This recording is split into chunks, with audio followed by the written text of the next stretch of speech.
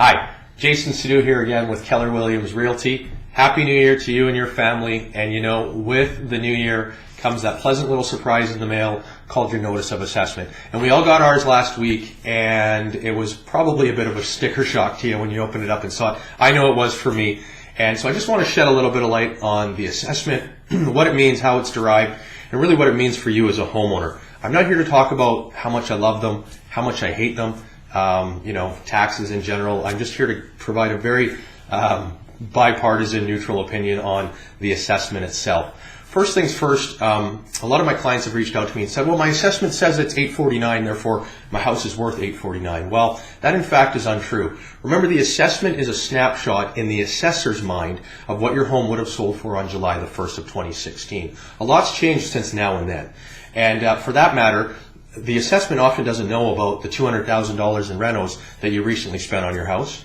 They don't know the fact that maybe you haven't done any renos since 1979 and you knocked a wall down and turned that 3-bedroom into a 2-bedroom. So those factors are going to play a role in fair market value and whether it's higher or whether it's lower. And in fact, what fair market value truly is what a buyer is willing to pay for your home and what you as a seller are willing to accept under normal selling circumstances. And this definition assumes that neither buyer or seller are under any pressure to complete the transaction.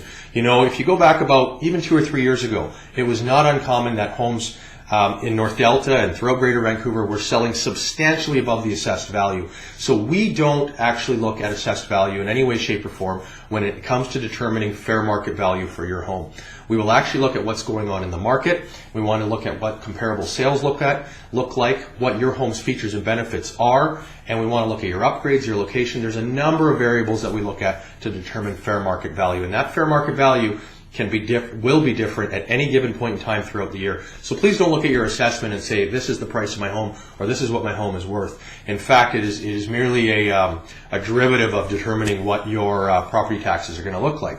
Now, talking about property taxes, I've had some folks reach out to me and say, well, my taxes or my assessment went up 50%, therefore my taxes are going to go up 50%. And that's simply not true either. How the Corporation of Delta and municipalities are looking at it is they say, in Delta, as an example, the assessments have gone up by 44% on average.